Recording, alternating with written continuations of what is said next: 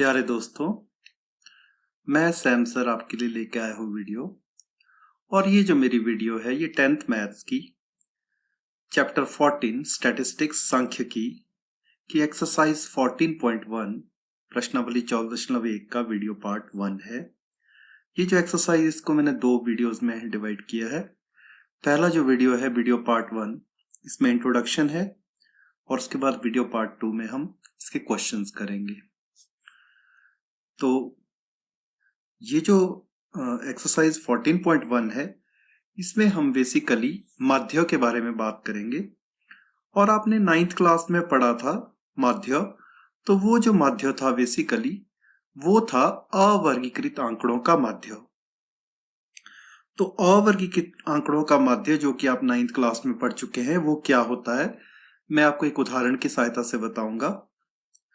माना कोई गणित विषय है, 10वीं कक्षा के 5 विद्यार्थियों द्वारा 10 अंकों का टेस्ट हुआ उनका, उसमें मान लो उनके ये मार्क्स आते हैं 4, 5, 6, 2 और 3।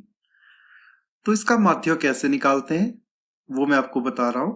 तो माध्य जो है उसको हम x बार से डिनोट करते हैं।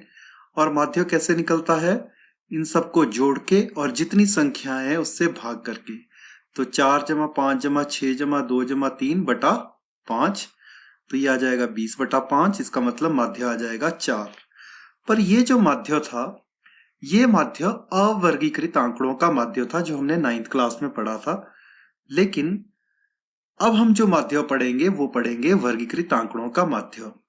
तो जो अवर्गीकृत आंकड़ों का माध्य है उसको हम इस तरह से भी लिख सकते हैं कि अगर जो आंकड़े हैं आपके पास उनको हम x1, x2, x3 करके लेते हैं अप टू xn, मतलब n आंकड़े हैं, तो उन n आंकड़ों को जोड़कर और उनको n से भाग करके आपका माध्य आता है। और ये जो बेसिकली x1 से लेकर xn तक जो जमा किया है इसको हम डिनोट करते हैं सिग्मा से, जो कि ग्रीक भाषा का शब्द है सिग्मा, जिसको हम समेशन बोलते हैं। समेशन मतलब जोड़। तो समेशन ऑफ xi का मतलब है कि जो i का जो मान है वो 1 से लेकर n तक है और उन सब का ये जोड़ है जिसको हम शॉर्ट फॉर्म में लिखते हैं समेशन ऑफ xi। तो माध्य जो होता है वो summation of xi divided by n होता है अवर्गीकृत आंकड़ों के लिए। लेकिन 10वीं कक्षा में जो हम पढ़ने जा रहे हैं वो है वर्गीकृत आंकड़े, मतलब जिसमें अंतराल बना हो, वर्ग अंतराल बना हो, वैसे आंकड़े आपको 10वीं कक्षा में आएंगे। तो 10वीं कक्षा के लिए हम वर्गीकृत आंकड़ों का माध्य करेंगे। तो वर्गीकृत आंकड़ों का माध्य हम कैसे निकालते हैं वो हम इसमें डिस्कस करेंगे। तो मीन ऑफ ग्रुप डाटा मतलब वर्गीकृत आंकड़ों का माध्य, इसके लिए बेसिकली आपको सूत्र याद रखने पड़ेंगे। तो ये सांख्यिकी की जो क्वेश्चन है बिल्कुल आसान है। अगर आपको एक भी क्वेश्चन समझ में आ गया तो मतलब आप पूरी एक्सरसाइज आसानी से उसमें कर सकते हो। तो ये सूत्र है, अगर आपको इस सूत्र आएंगे तभी आप इस प्रश्नावली को कर पाएंगे। तो सबसे पहले जो माध्य निकालने की जो विधि है वो है प्रत्यक्ष विधि, जिसे हम डायरेक्ट मेथड कहते हैं। और डायरेक्ट मेथड से हम कैसे निकालते हैं माध्य, ये आपको सूत्र याद रखना पड़ेगा। माध्य निकालते हैं, माध्य x बार बराबर है summation of fi xi divided by summation of fi, जहां पर f जो है वो फ्रीक्वेंसी या बारंबारता होती है और x जो है वो वर्ग अंतराल होता है। तो मतलब आपको क्या करना है, जो भी बारंबारता है उसको वर्ग अंतराल, या आप इसको जब मैं उदाहरण दूंगा उससे आप आसानी से समझेंगे। अभी आपको सिर्फ ये सूत्र याद करना है। तो माध्य x बार बराबर है summation of fi xi divided by summation of fi। ये है आपका डायरेक्ट मेथड जिसमें डायरेक्टली हम माध्य को कैलकुलेट करते हैं। उसके बाद दूसरी विधि है कल्पित माध्यम विधि, जिसे हम कहते हैं एज्यूम्ड मीन मेथड। तो ये जो एज्यूम्ड मीन मेथड है इसमें क्या करते हैं हम, इसमें माध्य को एक तरह से मानते हैं और उसके बाद इनडायरेक्टली इसको कैलकुलेट करते हैं। तो इसमें कल्पित माध्य विधि में माध्य जो आता है वो आता है a प्लस डी बार, जहां पर a एक कल्पित माध्य है। और ये जो डी बार है इसको हम कैलकुलेट करते हैं अलग से, और इसका फॉर्मूला होता है summation of fi di divided by summation of fi।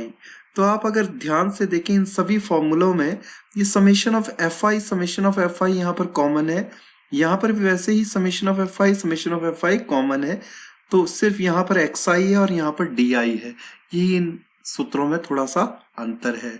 तो ये हो गया दूसरा कल्पित माध्य विधि। तीसरा है पग विचलन विधि, जिसे हम स्टेप डेविएशन मेथड कहते हैं, और इससे भी जो माध्य निकालते हैं उसके लिए सूत्र आपको याद रखना पड़ेगा। यहाँ डी की जगह हम क्या लेते हैं, एच यू बार लेते हैं, बाकी ये फॉर्मूला बिल्कुल वैसा ही है। तो माध्य इसमें निकलता है, माध्य एक्स बार बराबर है ए जमा एच यू बार, और इस यू बार को निकालने के लिए हम वैसा ही सूत्र लगाते हैं, यू बार बराबर है summation F I you I divided by summation F I. तो ये आप इसका स्क्रीनशॉट ले लीजिए या इन सूत्रों को लिख लीजिए, क्योंकि जब तक आपको ये सूत्र याद नहीं होंगे तब तक आप इन क्वेश्चंस को नहीं कर पाएंगे। तो ये सूत्र आपको लिख के याद करने हैं, उसके बाद आप आसानी से इस प्रश्नावली के प्रश्नों को आसानी से कर पाएंगे। तो अब मैं आपको उदाहरण देके बताऊंगा हर एक विधि को। तो एक ही प्रश्न को मैं पहले प्रत्यक्ष विधि से हल करूंगा, फिर कल्पित माध्य विधि से हल करूंगा, फिर पग विचलन विधि से हल करूंगा।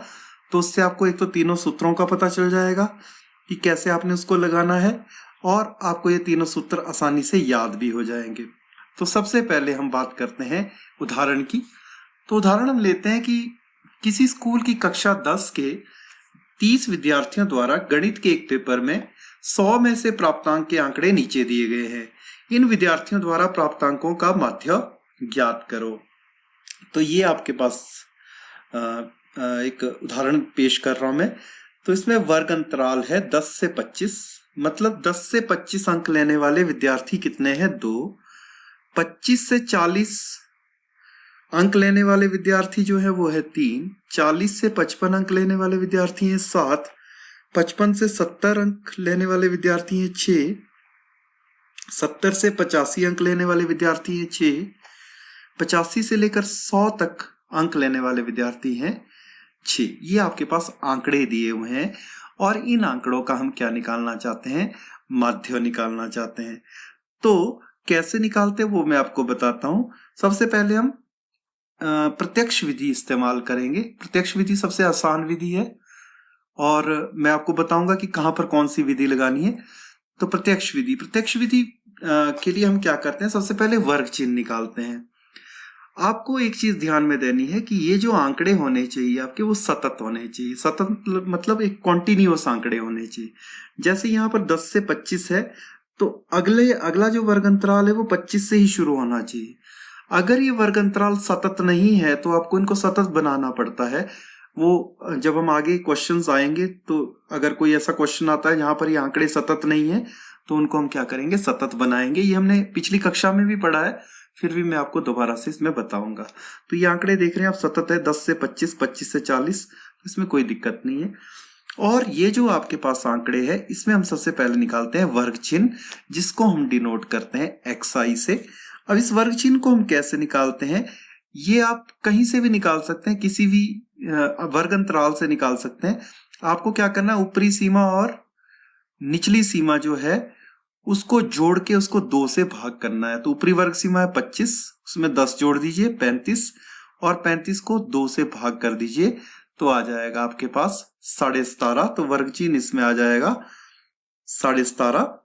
तो वर्ग चिन्ह इस तरह से आप कैलकुलेट करोगे हर एक वर्ग अंतराल के लिए। तो सबसे पहले हम वर्ग अंतराल लिखा हमने। वर्ग अंतराल ये तो हमें दिया होता 10 से 25, 25 से 40, 40 से 55, 55 से 70, 70 से 85 और 85 से 100। तो ये वर्ग अंतराल सतत है, तो इसको छेड़ने की जरूरत नहीं है। उसके बाद जो दूसरा आपका कॉलम बनेगा वो बनेगा विद्यार्थियों की संख्या। तो विद्यार्थियों की संख्या जो है वो हमें दी है, ये जो विद्यार्थियों की संख्या दी है, यही इसको हम बारंबारता कहते हैं। मतलब कितने विद्यार्थी आ रहे हैं, कितनी बार आ रहे हैं, वही बारंबारता है। तो विद्यार्थियों की संख्या दी है 2, 3, 7, 6, 6 और 6। आप इन सब का योग कर लोगे, और ये जो योग आएगा, मैंने आपको बताया था सिग्मा मतलब योग।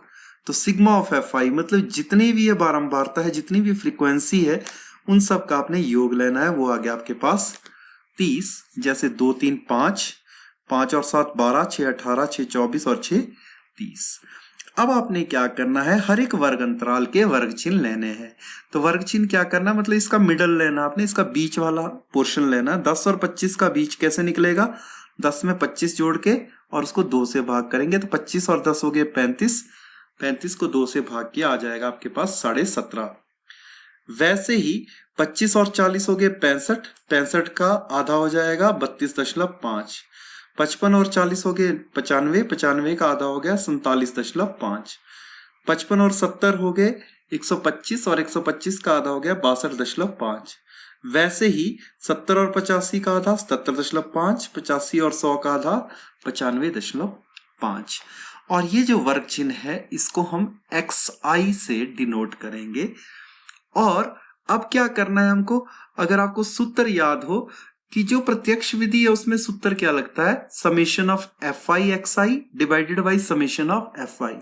मतलब आपको क्या करना है, fi को xi से गुणा करना है। क्योंकि हमें समेशन ऑफ fi xi चाहिए तो पहले आपको fi xi चाहिए होगा, तो आपने fi xi निकालना है। तो एक आपका कॉलम बन जाएगा fi xi का, तो आपको fi को xi से गुणा करना है। तो यहां पर आप 2 से 17.5 को गुणा करेंगे तो 35 आ जाएगा। वैसे ही 3 को 32.5 से गुणा करेंगे तो 97.5 आ जाएगा। 47.5 को 7 से गुणा करेंगे तो 332.5 आ जाएगा। 62.5 को 6 से गुणा करेंगे तो 375 आ जाएगा। 77.5 को 6 से गुणा करेंगे तो 465 आ जाएगा। 95.5 को 6 से गुणा करेंगे तो 555 आ जाएगा। तो ये जो आपको fi xi का जो कॉलम आया है, अब आपको इसका समेशन लेना है, मतलब इन सबको जोड़ना है। तो सिग्मा चिन्ह जहां पर भी आ गया मतलब आपको समेशन लेना है।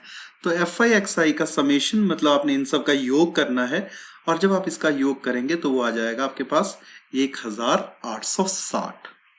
अब हमने क्या करना है, पहला सूत्र लगाना है जो कि प्रत्यक्ष विधि का सूत्र था। तो प्रत्यक्ष विधि का सूत्र क्या था, माध्य x बार बराबर है summation of fi xi divided by summation of fi। तो fi और xi का जो समेशन है वो आपने कैलकुलेट किया 1860, और समेशन ऑफ fi आपने कैलकुलेट किया वो है 30। इवन क्वेश्चन में भी ये दिया हुआ है कि किसी स्कूल की कक्षा के 30 विद्यार्थियों द्वारा, तो इसका मतलब ये 30 विद्यार्थी हैं, विद्यार्थियों की संख्या 30 है। तो इसको 30 से भाग कर दिया तो 0 से 0 कट जाएगा, और 3 6 18 और 3 दूने 6, तो उत्तर आ जाएगा आपके पास 62। तो अतः ये जो प्रत्यक्ष विधि है इससे हमारा जो माध्य आया वो आया हमारे पास 62। तो पहली विधि बिल्कुल आसान है, 4 कॉलम बने आपके पास। पहला कॉलम वर्ग अंतराल जो कि दिया हुआ था, दूसरा कॉलम विद्यार्थियों की संख्या वो भी दिया हुआ था।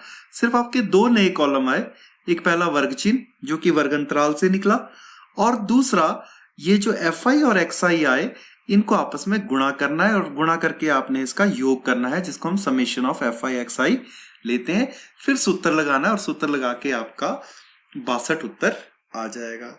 अब हम दूसरी विधि पे चलते हैं कि ये दूसरी विधि क्या है। तो दूसरी विधि लगाने के लिए आंकड़े वही है, बस अब हमने दूसरी विधि लगानी है, वो है कल्पित माध्य विधि। तो कल्पित माध्य विधि में हम क्या करेंगे, इसमें हम कल्पित माध्य मान लेते हैं, और कल्पित माध्य हमें कौन लेना है ये चीज आपको ध्यान रखनी है। कल्पित माध्य हम लेते हैं बिल्कुल सेंटर में से, मतलब बीच में से। तो अगर आप देखें यहाँ पर आंकड़े कितने हैं, 1 2 3 4 5 6, तो 6 वर्ग अंतराल है। तो 6 वर्ग अंतराल का जो सेंटर आएगा वो या तो यहां पर आएगा या यहां पर आएगा, ठीक है। तो मतलब तीसरे या चौथे नंबर पे सेंटर आएगा। तो इसलिए यहां पर कल्पित माध्य आप 2 ले सकते हैं, या तो इसका सेंटर मतलब 40 और 55 का सेंटर जो कि 47.5 होता है, या 55 और 70 का सेंटर जो कि 62.5 होता है। तो ये आपकी चॉइस है, इसमें आप 47.5 भी ले सकते हो और 62.5 भी ले सकते हो। तो जैसे मैं यहां पर कल्पित माध्य जो ले रहा हूं वो ले रहा हूं 47.5। तो इसीलिए इस विधि का नाम है कल्पित माध्य विधि, क्योंकि इसमें माध्यों को एक तरह से मान लेते हैं कि इतना माध्य है। तो कल्पित माध्य हमने ले लिया 47.5। अब क्या करेंगे, वैसे हम कॉलम बनाएंगे। तो पहला कॉलम वर्ग अंतराल ये ऑलरेडी दिया हुआ था, दूसरा कॉलम विद्यार्थियों की संख्या पहले प्रश्न की तरह ही, तीसरा कॉलम वर्ग चिन्ह ये भी पहले प्रश्न की तरह। अब आप देख रहे हैं कि वर्ग चिन्ह में ये जो बीच वाली दो टर्म्स हैं, इसी में से हमने कल्पित माध्य लिया है। तो आप समझ गए होंगे कल्पित माध्य कौन सा लेना, हमने बीच में से वर्ग चिन्ह के बिल्कुल सेंटर में से लेना है। तो इसीलिए यहां पर हम कल्पित माध्य 2 ले सकते हैं, या 47.5 या 62.5। अब आपने क्या करना है, अब आपने एक नया कॉलम लेना है, वो है DI। और DI किसके बराबर लेना है, हमने XI में से A को माइनस करना है। तो ये चीज बेसिकली आपको सूत्र से भी पता चलेगी, मैं आपको बताऊंगा कैसे। क्योंकि जो आपका सूत्र है इस विधि के लिए वो ले रहे हम x बार बराबर है a plus D bar, x बार बराबर है a प्लस डी बार। और अगर आप यहां पर देखें कि अगर हमने बार को हम रहने दें, सिर्फ अगर हमने बार मान लो है ही नहीं कहीं भी, डी अगर निकालना हो तो x को a को इस तरफ ले जाना पड़ेगा और d आ जाएगा x माइनस a। ठीक है, तो वैसे ही यहां पर याद रखने के लिए आपको ठीक है कि di जो आएगा वो कितना आएगा, वो आएगा xi माइनस a। तो ये जो कल्पित माध्य विधि है इसका जो सूत्र है उसी से ही आप ये वाला कॉलम कर सकते हो कि यहाँ पर di क्या आएगा, वो xi माइनस a आएगा। तो आपको पता चल रहा है सूत्र से ही। अब आपने क्या करना है, di को लेना है xi माइनस a। तो xi क्या है आपके पास, xi है आपके पास 17.5। इसमें से आपको कल्पित माध्य को माइनस करना है। तो 17.5 में से आपको 47.5 को माइनस करना है, तो आ जाएगा आपके पास -30। वैसे ही 32.5 में से जब आप 47.5 को माइनस करेंगे तो आ जाएगा -15। 47.5 में से 47.5 को माइनस करेंगे तो आएगा 0। 62.5 में से 47.5 को माइनस करेंगे आएगा 15। और 70.5 में से 47.5 को माइनस करेंगे तो आ जाएगा 30। और 95.5 में से 47.5 को माइनस करेंगे तो आ जाएगा 45। तो देखिए जैसे पिछले क्वेश्चन में हमने FI XI लिया था, अब हमने FI XI नहीं लेना है, अब हमने लेना है FI DI। तो अगला कॉलम हमारे पास रहेगा FI DI। तो मतलब वैसे ही FI को आपको DI से मल्टीप्लाई करना है। तो FI हो गया आपका ये वाला और DI हो गया ये वाला, तो इनको आपस में आपने मल्टीप्लाई करना है। तो 2 को -30 से आपको क्या करना है, मल्टीप्लाई करना है, तो आ जाएगा -60। वैसे 3 को -15 से गुणा करेंगे -45। 7 को 0 से गुणा करेंगे 0। 6 को 15 से गुणा करेंगे तो 90। 6 को 30 से गुणा करेंगे 180। 6 को 45 से गुणा करेंगे तो आ जाएगा 270। अब आपको क्या करना है, समेशन FI DI लेना है। तो समेशन FI DI कितना आ जाएगा, 435। इसमें आपने क्या करना, माइनस वाली रकमें अलग से जोड़नी है, प्लस वाली रकमें अलग से जोड़नी है। उसके बाद जो आंसर आएगा वो आएगा आपके पास 435। अब आपको क्या करना है, अब आपको लगाना है सूत्र। और सूत्र क्या कहता है, सूत्र मैंने ऊपर लिख दिया, x bar is equal to a plus D bar. तो इसका मतलब कि अब आपको क्या करना है, सबसे पहले तो डी बार कैलकुलेट करना है, क्योंकि x बार आपका तभी निकलेगा जब आपका डी बार आपको पता हो। तो हम क्या कैलकुलेट करेंगे, डी बार। तो डी बार कैसे कैलकुलेट होगा, डी बार होता है summation FI DI divided by summation FI। तो समेशन ऑफ FI DI आपने यहां पर कैलकुलेट किया है। समेशन FI DI है 435 और समेशन FI है 30। तो 435 को 30 से आप भाग करेंगे तो आ जाएगा 14.5। और अब हम ये सूत्र लगाएंगे माध्य का। माध्य x बार बराबर है a जमा डी बार। a हमने पहले ही माना है 47.5 और डी बार हमारे पास आ गया 14.5। और इनको जोड़ के हमारे पास कितना आ जाएगा, दोबारा से वही आया 62। तो ये जो सूत्र है इसमें हमने डायरेक्टली नहीं किया, मतलब प्रत्यक्ष तौर पे नहीं किया, अप्रत्यक्ष तौर पे किया। इसलिए ये एक अप्रत्यक्ष विधि है और इस विधि को कहते हैं हम कल्पित माध्य विधि। तो ये बहुत ही आसान है, बस आपको क्या करना है, ये जो मैंने उदाहरण दिए हैं इनको 2-2 3-3 बार आप कीजिए, फिर आपको ये याद ही हो जाएगा कि आपने कैसे इसको करना है। तो आप देख सकते हैं पहली विधि से भी हमारा उत्तर 62 आया, दूसरी विधि से भी हमारा उत्तर 62 आया।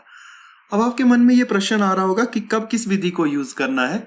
देखिए जब कैलकुलेशन आपकी कम हो तब आप पहली विधि यूज कीजिए, कि अगर जो कैलकुलेशन है छोटी छोटी रकमें हैं तो आप पहली विधि को ही यूज कीजिए।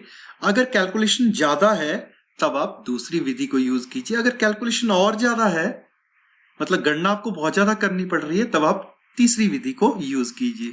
तो जितना क्वेश्चन मुश्किल होगा वैसे ही आपने अगली वाली विधि यूज करनी है। तो अब तीसरी विधि रहेगी, और तीसरी विधि है हमारी जिसको कहते हैं हम पग विचलन विधि। तो ये वही आंकड़े हैं। पग विचलन विधि में छोटा सा अंतर होता है, वैसे ही करते हैं हम, कल्पित माध्य वैसा ही लेते हैं, बस इसमें बस एक चीज का फर्क है, वो है वर्ग माप। तो वर्ग माप क्या होता है? वर्ग माप होता है कि ये जो आंकड़े हैं, ये जो वर्ग अंतराल है, इसके बीच में किसका अंतर, जो अंतर है वही आपका वर्ग माप होता है। तो आप अंतर देख सकते हैं, यहाँ पर 15 का अंतर है हर एक वर्ग अंतराल में। तो ये जो वर्ग माप है इसको हम h से डिनोट करते हैं। तो ये जो वर्ग माप इसमें आएगा वो आएगा 15। तो यही इसमें अंतर है। मैं बताऊंगा कि इसमें क्या करना है हमने।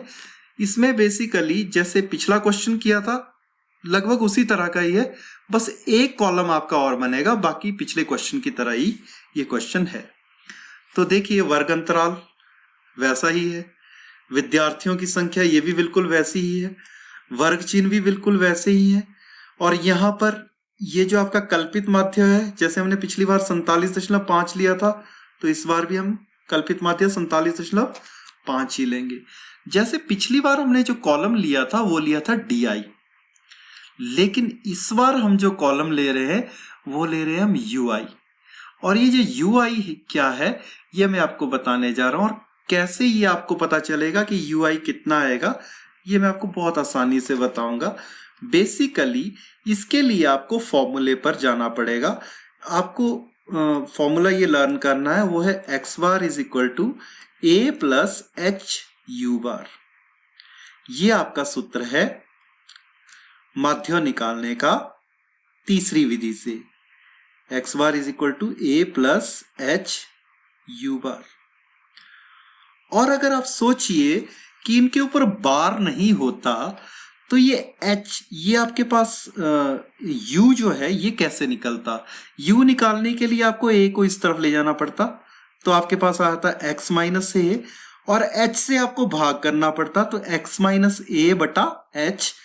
और वैसा ही तो यहां पर आया ui बराबर है xi माइनस a बटा h। तो आपको पता चल गया ये जो सूत्र है, इस सूत्र से ही पता चल रहा है कि ui क्या आएगा। तो ui आएगा xi माइनस a बटा h। अब हम क्या करेंगे, इस ui को कैलकुलेट करेंगे। और बेसिकली ये जो xi माइनस a है, आप पाएंगे कि ये इससे पिछला जो हमने ये जो पिछली विधि हमने पढ़ी थी उसमें यही चीज DI थी। तो जो चीज DI थी उसकी जगह हमने xi माइनस a लिख दिया है। तो आप इसको कैलकुलेट करेंगे हर एक स्टेप में। आप इसको एक और तरीके से भी कर सकते हो कि आप पहले DI निकाल लीजिए, फिर DI निकालने के बाद UI अलग से निकालिए, वैसे भी आप इसको कर सकते हैं। तो यहाँ मैं डायरेक्टली UI कैलकुलेट कर रहा हूँ। तो UI बराबर है xi माइनस a बटा h। तो xi है आपके पास 17.5, इसमें से आप माइनस करेंगे 47.5 जो कि कल्पित माध्य है, तो आपके पास रह जाएगा 30। और 30 से जब हम 15 को भाग करेंगे, 30 नहीं माइनस 30 रहेगा, सॉरी, माइनस 30 से जब हम 15 को भाग करेंगे तो आ जाएगा -2। वैसे ही 32.5 में से 47.5 माइनस करेंगे तो रह जाएगा 15, और 15 से 15 को भाग, सॉरी -15 से 15 को भाग करेंगे तो रह जाएगा -1। 47.5 में से 47.5 माइनस करेंगे तो रह जाएगा हमारे पास 0, और 0 से जिसको भी भाग करेंगे 0 ही रहेगा। तो वैसे ही यहाँ पर 62.5 है, तो 62.5 में से 47.5 माइनस किए तो रह गया आपके पास 15 में से 15 को भाग किया तो रह गया 1। 70.5 में से 47.5 माइनस किए तो रह गया 30 में से 15 को भाग किया तो रह गया 2। 95.5 में से 47.5 को माइनस किया तो रह गया आपके पास 45, और 45 में 15 को भाग किया तो रह जाएगा 3। तो ये हमारे पास UI कैलकुलेट हो गया। अब UI कैलकुलेट करने के बाद अब आपने क्या करना है, FI को UI के साथ गुणा करना है, मतलब इस कॉलम और इस कॉलम को आपस में गुणा करना है। तो 2 दूने 4, यहाँ आ जाएगा -4, 3 एकम 3, यहाँ आ जाएगा -3, 7 को 0 से गुणा किया आ जाएगा 0, 6 एकम 6, 6 दूने 12 और 6 तिये 18। तो आप देख रहे हैं इसमें कैलकुलेशन कंपैरेटिवली हल्की है, मतलब आसान है। तो इसलिए तीसरी विधि हम तब यूज करते हैं जब कैलकुलेशन ज्यादा करने को हो, तो इसमें कैलकुलेशन क्या हो जाती है और ज्यादा आसान हो जाती है। तो समेशन ऑफ FI/DI इसमें कैलकुलेट करेंगे। अब देखिए 18 और 12 30, 30 में 6 जोड़े 36 और 36 में से माइनस किए 7, तो रह जाएगा आपके पास 29। तो समेशन FI/DI आ गया आपके पास 29। अब आपको क्या करना है, सॉरी FI/DI नहीं, ये FI/UI है। तो समेशन ऑफ FI/UI आ जाएगा आपके पास 29। तो यहाँ पर FI/DI नहीं है, ये समेशन ऑफ FI/UI है ये। तो समेशन ऑफ FI/UI आपके पास 29 आ जाएगा। जैसे पिछले स्टेप में हमने FI/DI निकाला था, इस स्टेप में हमारे समेशन ऑफ FI/UI 29 आ जाएगा। अब हमें क्या करना है, U बार कैलकुलेट करना है। और U बार कैलकुलेट करने के लिए हम क्या करेंगे, हम लगाएंगे सूत्र। और जो सूत्र लगाएंगे वो मैं आपको बता रहा हूं। तो सूत्र आपके पास आ जाएगा summation of FI/UI divided by summation of FI। तो यहां पर जो सूत्र आपके पास लग जाएगा वो मैं आपको बता रहा हूं। तो सूत्र आपके पास लग जाएगा summation of FI/UI divided by summation of FI। तो FI/UI आपने कितना कैलकुलेट किया, 29। तो इसकी जगह वैल्यू पुट कर दी 29। और समेशन ऑफ FI तो आपको पता ही है आपके पास 30 है। तो आपके पास U बार निकल गया 29/30। अब हमें क्या करना है, माध्य का सूत्र लगाना है। किसके लिए, पग विचलन विधि के लिए। और माध्य का सूत्र पग विचलन विधि के लिए है A + HU बार। अब A तो कल्पित मान है, वो हमने 47.5 लिया है, तो उसकी वैल्यू हमने 47.5 पुट कर दी। H 15 है, वर्ग माप 25 में से 10 माइनस किए 15, ये हमने वर्ग माप लिया था, तो यहाँ पर आ जाएगा 15। और U बार हमने कैलकुलेट किया है 29/30, तो इसकी वैल्यू हम पुट कर देंगे। अब 15 से 30 कट जाएगा, 15 दूने 30 और 29 का आधा हो जाएगा 14.5।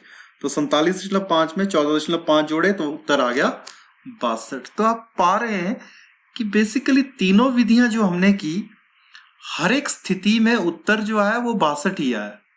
चाहे हमने पहली विधि से किया तब भी 62 आया, दूसरी विधि से किया तब भी 62 आया, तीसरी विधि से किया तब भी 62 आया। तो तीनों विधियों से उत्तर एक ही आ रहा है। तो इसका मतलब हम इन तीनों विधियों में से किसी भी विधि को क्या कर सकते हैं, इस्तेमाल कर सकते हैं माध्य निकालने के लिए। और मैंने एक चीज और बताई आपको कि अगर आपको कैलकुलेशन ज्यादा करने को हो तब आप तीसरी या दूसरी विधि यूज करेंगे। अगर कैलकुलेशन आपको कम करने को है तो आप बिल्कुल डायरेक्ट मेथड लगा लोगे। डायरेक्ट मेथड में आपके पास सिर्फ 4 ही तो कॉलम बनने हैं, तो 4 कॉलम आपके पास बन जाएंगे और एकदम से आपका उत्तर निकल जाएगा। पर अगर आप ढंग से इन क्वेश्चंस को प्रैक्टिस करेंगे जो मैंने उदाहरण वाले बताए, तो आपको ये तीनों विधियां बहुत आसानी से आ जाएगी। तो अतः तीनों विधियों से माध्य का लगभग एक जैसा मान आएगा। तो ये बिल्कुल, इस केस में तो ये बिल्कुल एक जैसा है, इसमें हल्का फुल्का सा डिफरेंस या इसमें अंतर रहता है।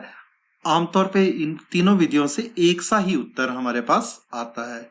तो इसी के साथ मेरा वीडियो का ये फर्स्ट पार्ट यहीं पर खत्म होता है। Thank you.